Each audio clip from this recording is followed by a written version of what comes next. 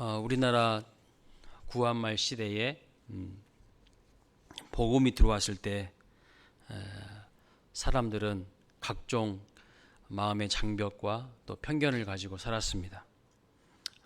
유교 문화가 500년 이상 지속된 나라였기 때문에 강력한 신분 사회와 남존여비 사상이 존재하였습니다. 그래서 조선 땅에 복음이 들어왔지만 그동안 그 사람들의 머리를 사로잡고 있던 고정관념과 편견이 너무나도 많았습니다. 한 가지 예를 들자면 남녀 7세 부동석이라는 말이 있었습니다. 그래서 구한말 복음이 들어와서 우리나라에 교회가 세워질 때에 그 교회의 모습을 보면 기역자 형태의 구조로 교회를 지은 것을 볼 수 있습니다. 왜 기역자 형태로 지었을까요? 남자와 여자가 서로 보지 못하도록, 남녀가 서로 보면서 예배 드릴 수 없도록 기역자 형태로 이렇게 예배당 구조를 만들었던 것을 볼 수 있어요. 그게 금산교회입니다. 금산교회. 또 어떤 교회에서는요, 남자 쪽과 이렇게 우리 교회처럼 일자로 이렇게 예배당을 지었어도 남자 쪽과 여자 쪽을 딱 이렇게 갈라놓고 가운데 뭐가 있어요? 천으로 막을 딱 만들어놨어요. 그래서 이쪽에서 이쪽 보지 못하도록, 이쪽에서 또 이쪽을 보지 못하도록 딱 그렇게 막아놓은 것을 볼 수가 있습니다. 양반과 백정이, 천민이 같이 예배 드릴 수 없도록 하기 위해서, 또 신앙생활 할 수 없다는 이런 잘못된 편견 때문에 교회가 둘로 갈라진 경우도 있었습니다. 그것이 곤당골 교회입니다. 지금의 종로에 있는 승동교회예요. 그 승동교회에 백정이 예수를 믿었어요. 박성춘이라는 사람이 예수를 믿게 됐는데 어떻게 백정하고 같이 예배를 드릴 수 있냐고 해가지고 성도들이 교회에서 뛰쳐나왔어요. 그래서 다른 교회를 또 세웠습니다. 그런 역사가 있는 것이 우리나라 한국 교회의 역사입니다. 많은 사람들이 가지고 있는 잘못된 편견과 고정관념으로 서로 갈라치기 하고 서로 억압하고 서로 분열했던 것이 또 비극적인 역사가 있는 것을 볼 수가 있어요. 근데 오늘 본문 말씀을 보시면 이런 장벽을 뛰어넘는 초대교회의 모습을 그려주고 있어요. 낮 12시에 정오에 베드로가 기도하는 중에 하나님께서 그에게 환상을 보여주십니다. 그래서 하늘에서 이 보자기 같은 것이 쫙 내려와요. 그런데 거기 안에 뭐가 있습니까? 4발 가진 짐승과 기는 것과 공중에 나는 것들이 담겨져 있는데 이것들이 다 어떠한 짐승들인가요? 율법에 부정한 짐승들이었습니다. 그런데 그것들을 잡아먹으라는 소리를 듣게 됩니다. 도저히 수긍이 갈 수 없는 명령이죠. 그런데 이러한 하늘의 음성이 3번이나 반복해서 들리게 됩니다. 베드로가 이게 무슨 뜻일까 고민하는데 마침 밖에서 인기척이 나더니 로마군 백부장인 고넬료의 하인들이 도착합니다. 그리고 베드로에게 고넬료의 집으로 함께 가자는 것이죠. 여러분, 베드로는요, 유대인으로서 이방인과 함께 밥도 먹지 않고 상정도 하지 않았던 그런 사람인데 너무 당황했어요. 이 모든 것들이 너무 황당한 거예요. 그런데 성령께서 베드로에게 말씀하십니다. 무엇이라고요? 오늘 본문 20절 말씀 보시니까 의심하지 말고 함께 가라 이렇게 말씀하세요. 결국 베드로가 고넬료의 집으로 가서 복음을 전했고 이제 온 가족이 예수님을 믿고 성령이 임하게 되는 것을 보게 됩니다. 방언이 터지고 오순절 마가의 다락방에 임했던 그 성령의 사건이 다시 이 사도행전 10장에서 재현되는 것을 볼 수가 있어요. 그래서 주석가들은, 신학자들은 사도행전 2장이 유대인들에게 임했던 성령 강림이라면 사도행전 10장은 이방인들을 위한 성령 강림이라고 주장합니다. 오늘 본문은요, 예루살렘에 임했던 복음이 이제 최초로 유대인의 울타리를 뛰어넘어서 이방인에게도 전해주는 아주 중요한 결정적인 사건을 나타내는 말씀이죠. 자, 베드로도 놀라고 고넬료도 놀랬던 그런 사건입니다. 이것이 사람의 계획이 아니라 하나님의 섭리와 하나님의 인도하신 가운데 있었던 일이었어요. 베드로와 고넬료, 분명 유대인과 이방인인데 그 유대인과 이방인 사이에 장벽이 다 무너져 내려버린 것입니다.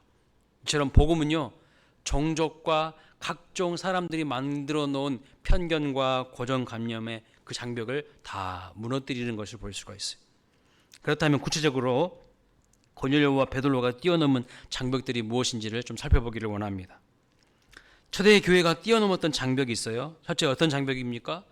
거리의 장벽을 뛰어넘었습니다. 자, 이때 베드로는요, 어디에 지금 거하고 있습니까?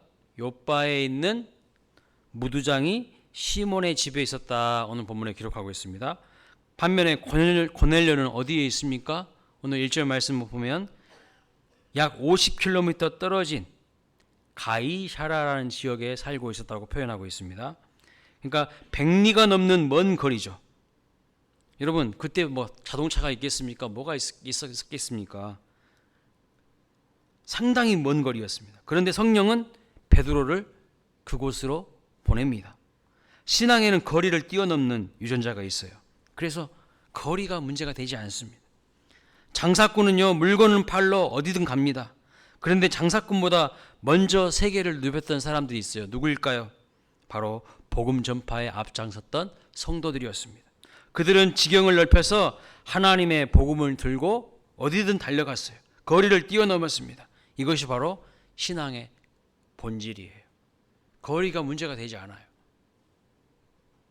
우리 교회 성도님들도 보면 곡반정동 이 지역에 사시면서 출석하시는 분들보다 다른 동네에 사시면서 교회에 오신 분들이 훨씬 많습니다. 여기 앉아 계신 분들도 제가 얼핏 딱 보니까 곡반정동 사시는 분들은 거의 안 보이셔. 몇 분 안 돼. 다 다른 동네야. 다른 지역이. 새벽 기도에 나오시는 분들을 보니까요, 이 동네에 사는 분들은 거의 없어요. 네. 목사인 저부터서 화성 사람이에요. 저 화성 사람이에요. 시를 넘어서 오고 있어요. 대단하죠. 네. 거리의 문제가 아니라 교회를 사랑하는 마음이 있느냐 없느냐의 문제라는 거예요. 자꾸 거리 핑계 대는데요, 사랑하는 마음이 있으면요, 그거 거리 다 극복할 수 있습니다. 거리라는 장벽이 있을지라도 가야 하는 마음의 동기와 태도의 문제, 믿음의 문제라는 것이죠. 자꾸 교회에서 마음이 멀어지는 것이 아니라 더 가까이 하나님께 나아가시기를 바랍니다. 지금 베드로는 그게 거리의 문제가 아무런 문제가 안 됐습니다. 거리의 장벽을 뛰어넘는 것을 볼 수가 있다는 거죠. 자, 두 번째는요, 사회적 신분의 장벽을 뛰어넘었습니다. 자, 고넬료는 어떤 사람입니까, 여러분? 고넬료, 로마의 정예 부대인 이탈리아 부대의 백부장이었습니다. 이탈리아. 당시 로마가 세계 패권을 쥐고 통치하던 시대였기 때문에 로마 군대의 백부장은 상당한 권력이 있고 신분이 보장받는 위치에 있던 사람입니다. 그런데 자기들이 지배하던 사람들 중에 물고기 잡는 어부를 데려와서 말씀을 배운다는 것은 이 고넬료의 입장에서는 자존심이 상당히 상하는 일일지도 모릅니다.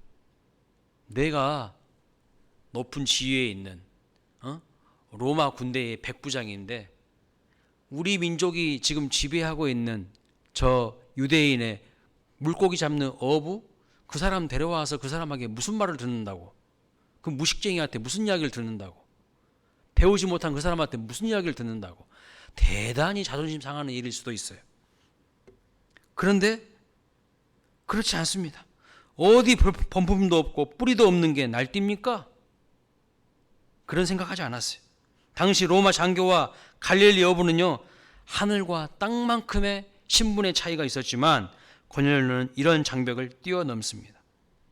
그런데 이것은 고넬료 입장에서 그런 것이고, 베드로 입장을 살펴보면 베드로도 마찬가지일 수 있습니다. 비록 지금 힘없고 가진 것 없어서 로마의 지배를 받고 있긴 하지만 베드로에게는요, 로마 군병들은 하나님을 모르는 이방인들에 불과합니다. 당시 유대인들은 엄청난 프라이드가 있었던 사람들이에요. 예? 이방인들을 어떤 존재로 취급합니까? 개돼지 취급했던 사람들이에요. 상종조차 하지 않았어요. 우리는 하나님의 선택받은 민족이고 이방인들은요, 그냥 지옥불을 대표주는 불쏘시개, 그런 존재에 불과한 존재로 취급했어요. 상종조차 하지 않았습니다. 이방인들하고요 겸상을 하지 않았어요. 밥을 같이 안 먹었어요. 대단한 프라이드가 있는 민족이 유대인이었어요. 이렇게 유대 민족들은 그들 스스로 프라이드가 하늘을 찌르는데 이방인 고넬료가 눈에 들어왔겠습니까? 비록 지금 힘이 있어가지고 설치고 다니지만 유대인들의 입장에서 보면 저것들은 다 지옥 갈 것들이야. 아주 가치 없는 존재들로 그를 평가를 했다는 것입니다. 하지만 베드로도 신분과 혈통의 장벽을 뛰어넘는 것을 볼 수 있어요. 이런 모든 것이 지금 철저하게 하나님의 섭리와 인도하심 가운데에 이루어지고 있는 것을 볼 수가 있습니다. 자, 세 번째, 어떤 장벽을 뛰어넘었을까요? 신앙의 장벽을 뛰어넘는 것을 볼 수 있어요. 자, 고넬료는 로마 군대의 장교로 임관할 때 어떤 선서를 했을까요? 황제를 위해 충성하겠다고 서약을 했을 것입니다. 당시의 로마의 황제는 신이었어요. 신. 로마 황제는 신이었다니까요. 황제 숭배가 당연한 시대였습니다. 그런데 그 황제 숭배를 포기하고 하나님을 경외했던 사람이라고 오늘 본문은 말씀하고 있어요. 하나님을 경외할 뿐만 아니라 경건한 삶을 살며 백성들을 구제하고 항상 하나님께 기도하는 사람이었다고 이 고넬료에 대해서 이야기하고 있습니다. 여러분, 황제 숭배를 거부하면요 어떻게 될 수 있을까요? 현직에서 쫓겨날 수가 있어요. 목숨이 위태로울 수 있지만 물러서지 않았습니다. 황제를 숭배할래? 아니면 다른 신을 숭배할래? 만약에 다른 신을 숭배한 게 들통이 나면요, 죽임을 당해야 되는 상황이에요. 그런 시대였다는 거예요. 예수 믿지 않는 가정에서 혼자 신앙생활할 때 어떻습니까? 고통과 압박이 심하죠. 눈물과 아픔이 있어요. 군복무할 때 예수 믿는다는 이유로 핍박당하고 폭언과 폭행을 당한 분들도 많습니다. 저도 그랬으니까요. 그러나 고넬료는요, 그런 것과는 비교조차되지 않는 압박과 고통을 느꼈지만 그 장벽을 다 뛰어넘는 것을 볼 수가 있어요. 그리고 베드로를 데려다가 말씀을 들어요. 본국에서 알면 불호령이 떨어질 것을 알지만 포기하지 않습니다. 그런데 그것은요, 베드로도 마찬가지였어요. 베드로 입장을 한번 생각해 보십시오. 지금까지 더러운 짐승은 먹지 않고 정결하게 지켜왔는데 그것을 잡아먹으라고 하니 참 혼란스러운 겁니다. 여러분, 여기서 말하는 이 불결한 짐승, 환상 중에 보았던 더러운 짐승은 누구를 가리키는 이야기일까요? 우리가 16절까지만 읽었지만 17절 이하로 쭉 보면은 결국 이 더러운 짐승은 누구를 가리키는 거예요? 이방인들을 가리키는 거예요. 이방인들과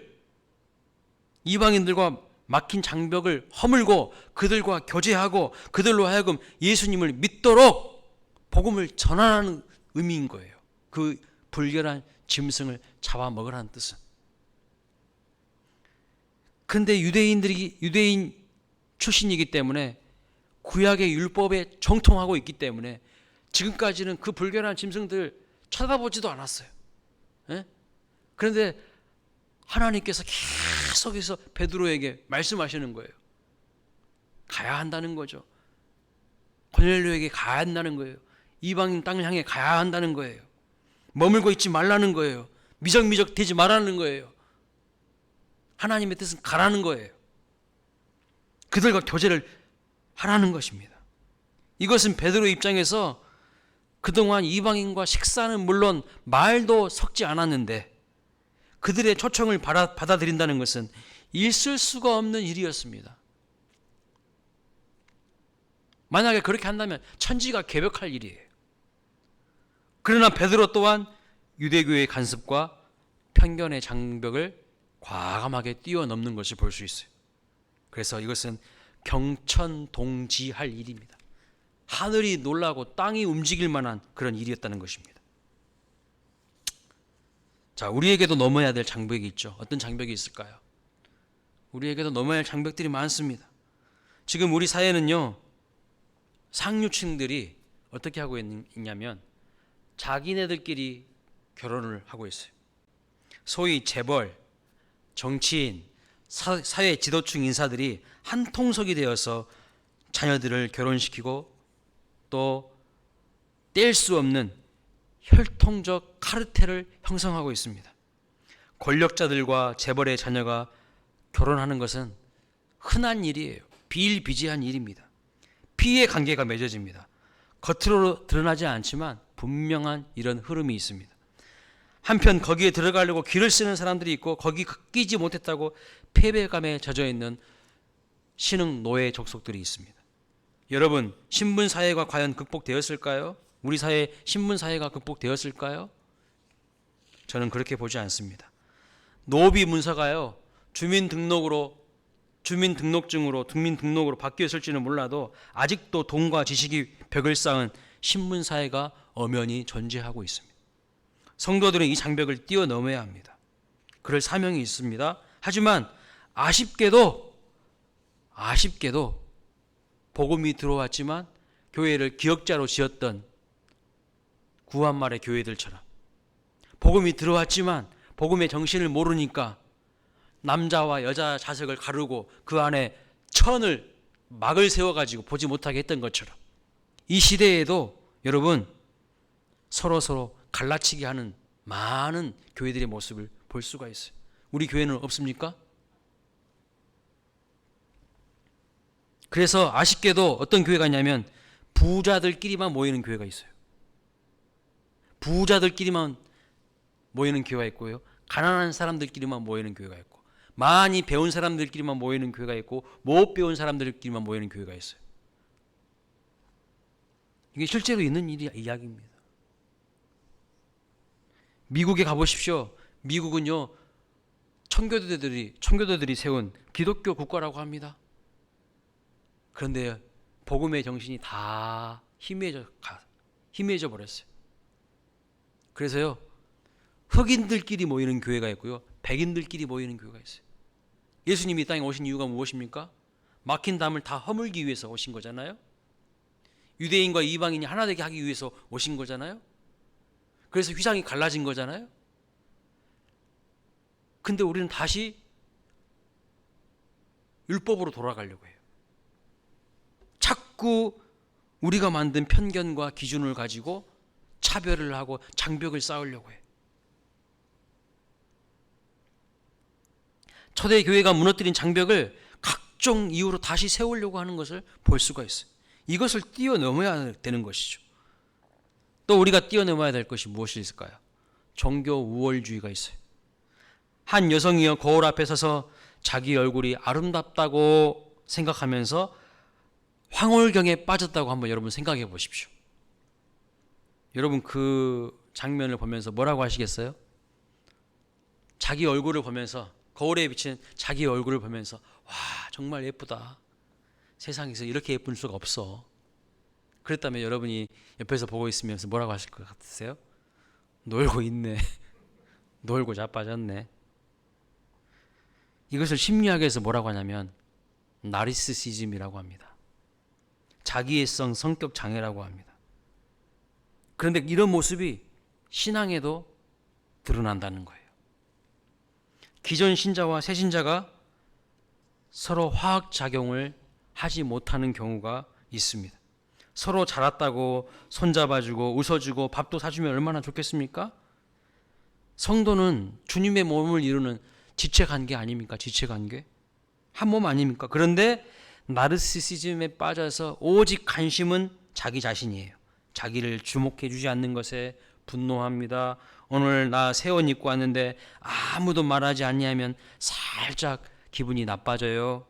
머리 자르고 파마하고 왔는데 무관심하면 괜히 심통이 납니다. 이것이 바로 나르시시즘, 자아도취, 자기 연민, 자기 우월주의입니다. 이것이 바로 신앙의 적이라는 거예요. 여러분, 만약에 고넬료가 이런 마음이 있었다면 베드로에게 갈 수 있었을까요? 고넬료가 이런 마음이 있었다면 어떻게 갈릴리 어부 베드로를 초청할 수 있었겠어요? 내가 얼마나 대단한 사람인데, 나는 로마 군대 백부장인데 저 무식쟁이 물고기나 잡는 어부, 그 베드로 어떻게 초청합니까? 거지 못합니다. 반대로 베드로가 이런 마음이 있었다면 어떻게 이방인의 개수 고넬료의 집으로 경건한 하인들을 보낼 수 있겠습니까? 초청할 수 있었겠습니까? 그래서 우리는요, 절대 종교적 우월주의에 빠져서는 안 됩니다. 왜 여러분 춘향전이 한국의 고전인 줄 아세요? 왜 춘향전이 한국의 고전인 줄 아십니까? 춘향이가 미인이고 이도령이 미남이어서 그런가요? 세상에 미남 미녀가 그들밖에 없을까요? 그게 아니라요, 그 속에 장벽을 뛰어넘는 감격이 있기 때문이에요. 귀족의 자녀와 관비의 자녀가 신분 차이를 뛰어넘고 사랑하는 것입니다. 그게 고전이에요. 그 안에 뭔가 진리가 있는 거예요. 그래서 훌륭한 작품이고 고전이라는 거예요. 로미오와 줄리엣, 왜 역사의 고전입니까? 서로 원수 가문의 장벽을 뛰어넘고 숭고한 사랑을 펼쳤기 때문입니다. 왜 나오미와 보아스가 서로 만난 룻기가 성경에 들어가 있을까요? 그냥 남녀의 사랑인 것 같지 않습니까? 근데 왜 이 룻기가 성경 안에 들어가 있을까요? 모압 여인이란 나오미의 신문상의 약점을 보아스가 멋지게 극복하기 때문입니다. 이런 장벽을 뛰어넘는 스토리는요, 멋있고요, 많은 사람들에게 감동을 주는 거예요. 홍명희의 소설 임꺽정, 전반부의 중심 인물은 임꺽정이 아닙니다. 누굴까요? 갓바치라는 인물이에요. 갓바치 들어보셨죠? 갓바치가 뭔가 가죽을 생호하는 기술자예요. 그런데 이 갓바치는 조선시대의 상놈이었습니다. 그런데 학문과 기계는 누구도 따를 자가 없을 만큼 고매에서 양반들이 자주 출입을 하게 됩니다. 결국 신문제도의 극복 스토리인 거죠. 오늘 우리 각자가 뛰어넘어야 될 장벽이 있다는 것입니다. 하나님의 말씀에 비추어 보고 복음의 정신에 비추어 볼 때 뛰어넘어야 할 것이 무엇인지를 묵상해 보시기 바랍니다. 주님은 세리와 죄인들의 친구라는 평가를 얻을 만큼 신분의 장벽을 깨뜨리셨어요. 그렇다면 이 장벽을 뛰어넘기 위해서 우리는 어떻게 해야 될까요?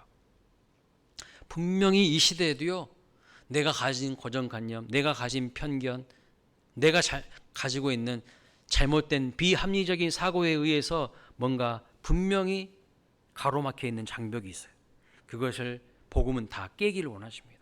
주님은 다 그것을 허물기를 원하십니다. 그것이 허물어져야 복음이 더 확확 활기차게 역사하시고요, 우리의 삶으로 들어오는 겁니다. 자, 오늘 본문을 보면 이 장벽을 뛰어넘기 위해서 우리가 어떻게 해야 되는지 많은 힌트를 주고 있어요. 자, 이 본문을 보면 어떤 사람들을 통하여서 이 하나님의 역사가 지금 일어나는 것을 볼 수가 있습니까? 기도하는 사람을 통하여서 하나님의 역사가 일어나는 것을 볼 수가 있어요. 베드로 하면 우리는 되게 어떻게 생각하냐면요, 되게 열정적이고 저돌적이고 굉장히 활동적이고 아주 담대한 사람으로 그렇게 평가하고 생각합니다. 그런데 베드로는요, 성경을 통해 자세히 보시면 사도행전 3장에도 보시면 성전 미문에 앉아있던 안진뱅이를 일으켰던 능력의 사람입니다. 그런데 사실 베드로는 그러한 능력을 행하기 이전에 기도하는 사람이었던 것을 알 수 있어요. 항상 기도하는 사람이에요. 사도행전 3장에 보면 이렇게 성전 미문에 앉아있던 그를 언제 일으킨 거예요? 언제? 사도행전 3장에 보시면 제9시 기도 시간에 성전에 올라가는 딱 시간을 정해놓고 기도하는 그 시간에 성전에 올라가다가 그런 사건을 일으킨 것을 볼 수가 있어요. 항상 시간을 정해놓고 기도하던 사람이었다는 것을 알 수 있습니다. 오늘 본문 9절에 보시면 어떻게 표현하고 있죠? 제6시에 그랬어요. 제6시에 우리나라 시간으로는 12시 종호입니다. 유대인의 시간과 히브리 시간과 우리나라 시간은 6시간 차이가 나니까요. 제6시라고 하면은 우리나라 시간은 12시 정오를 가리키는 거예요. 가장 더울 때, 그때 지붕에 올라가서 기도하는 중에 하나님의 음성을 듣게 되었다는 거예요. 여러분, 예수님의 행적을 살펴보면 예수님이 많은 이적과 기사를 일으켰는데 그 기적과 이사가 중심이 아니라 기도하시는 것이 중심이에요. 항상 기도하신 이후에 역사가 나타나는 거예요. 세례 요한을 통해서 세례를 받으신 이후에 이제 본격적으로 공생애를 시작하기 전에 예수님께서 무엇부터 하십니까? 기도부터 하세요. 마태복음 4장에 보시면 예수님께서 광야에 가서 40일 동안 금식하며 기도하셨습니다. 그 이후에 공생애가 시작되는 거예요. 오병이어의 기적을 일으키신 이후에 사람들이 예수님의 그 기적을 통해서 예수님을 왕 삼으려고 했습니다. 임금 삼으려고 했습니다. 그러니까 예수님께서 어떻게 하셨습니까? 그래, 나를 왕 삼아라. 내가 이렇게 대단한지 알겠지? 그랬었습니까? 아니요. 사람들 다 피해서 한적한 곳으로 가서 기도하시는 것을 볼 수 있어요. 예수님은 항상 새벽 미명에 기도하셨어요. 십자가를 지는 사건을 앞두고서도, 인생의 가장 큰 위기를 앞두고서도 겟세마네 동산에서 올라가서 기도하셨어요. 땀방울이 핏방울 되도록 기도하셨습니다. 정말 바쁘고 분주한 삶을 사셔도 항상 먼저 하나님 앞에 나아가서 충만한 기도를 통하여서 하나님과 교제하셨어요. 여러분, 이 복음서를 보면 예수님이 얼마나 분주한 삶을 사셨는지 몰라요.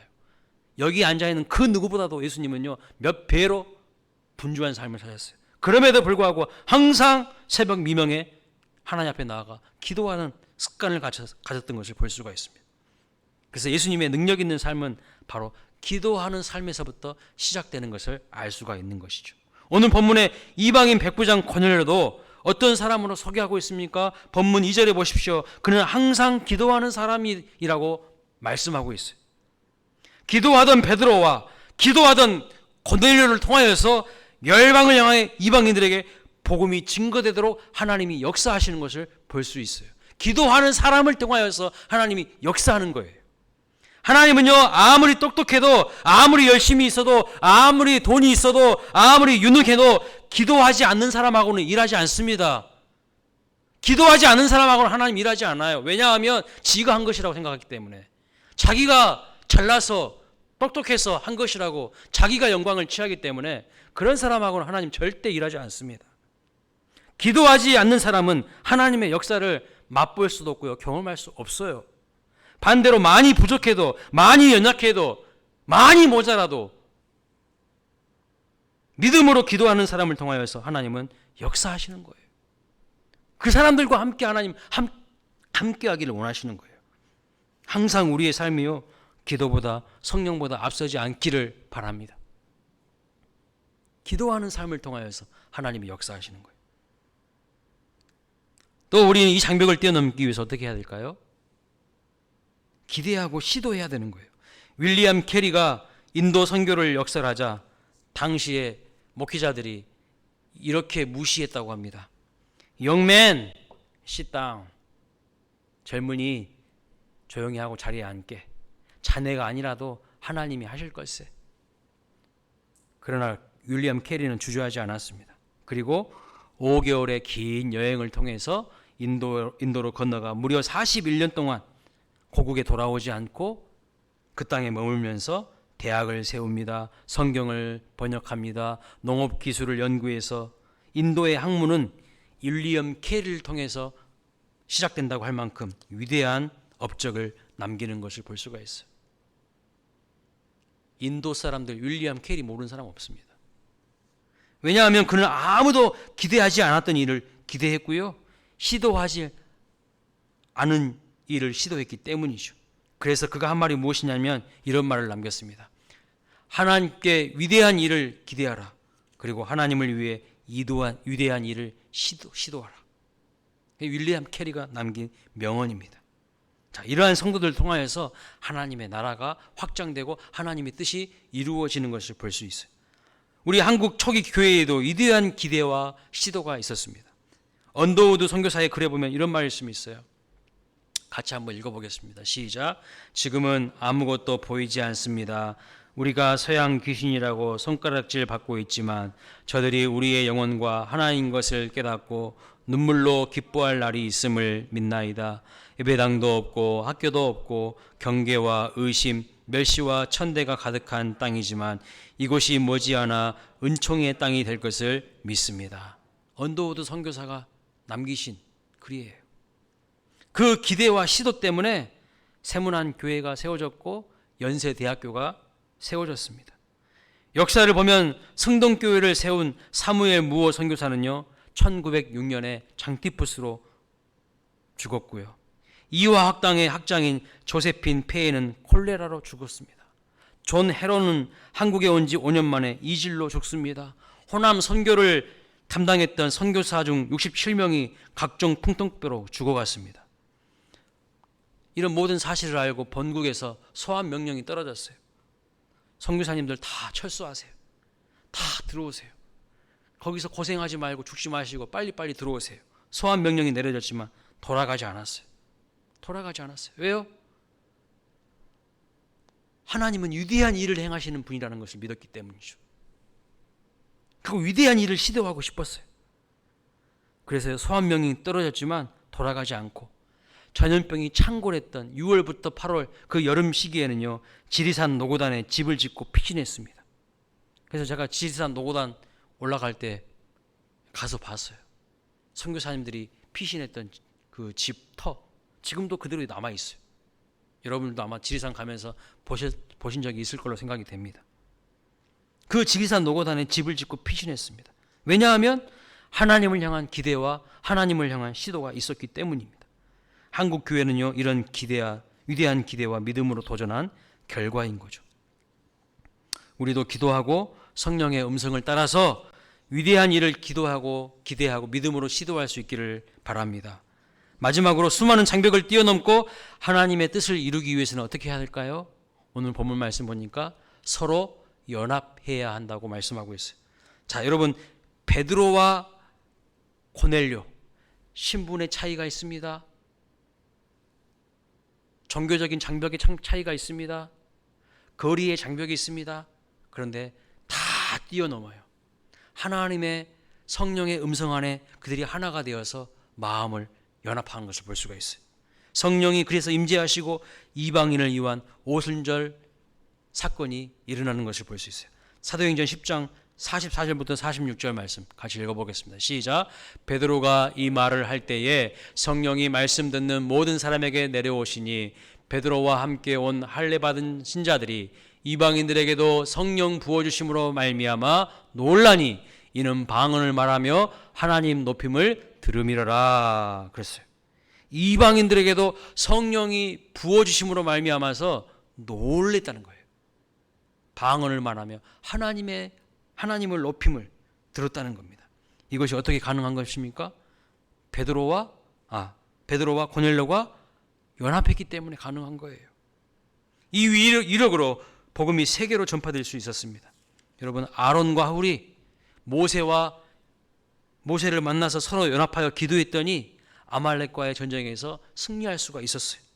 저와 여러분이 기도하고 성령 안에서 연합하면 수많은 장벽들이 무너지고 우리의 힘으로 불가능할 것처럼 여겨졌던 수많은 일들이 하나님께서 가능하게 만드심으로 말미암아서 우리 광일교회가 부흥하고 성장의 역사가 나타날 줄로 믿습니다. 그럼 여러분, 연합의 반대가 무엇일까요? 연합의 반대. 연합은 하나됨이죠. 그 하나됨, 연합의 반대가 무엇이냐면 분리가 아닙니다. 분리가 아니라 연합의 반대는 임의로 내 마음대로요. 다시요. 연합의 반대는 분리가 아니라 임의로 내 마음대로. 이게 연합의 반대예요. 이것을 저는 요나 증후군이라고 일컫습니다. 요나 증후군. 요나가 누구신 줄 아시죠? 선지자 요나. 하나님이 분명히 니느웨로 가라고 했는데 니느웨로 안 가고 자기 마음대로 임의로 어디로 가죠? 다시스로 가요. 자기 마음대로 한 것입니다. 연합을 깨트려요. 자기 뜻대로, 자기 생각대로, 자기 고집대로 막 하는 거야.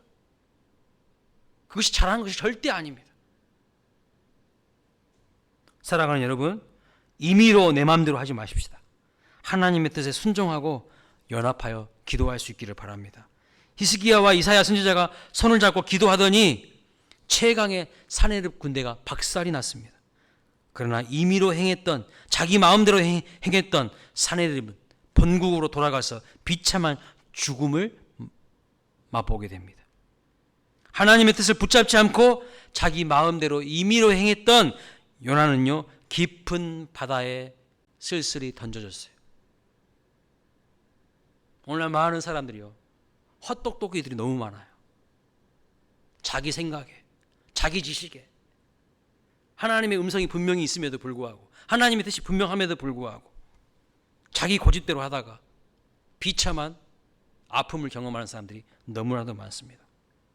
내 뜻을 고집하지 말고 하나님의 뜻을 향해 하나 되어서 위대한 일을 시도하는 우리 광일교회 모든 성도님들 되시기를 주님의 이름으로 축원합니다.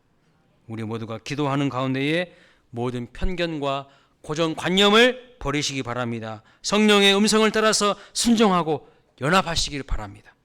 그러므로 하나님의 뜻이 이루어지는 것을 경험하는 우리의 삶이 되시기를 주님의 이름으로 축원합니다.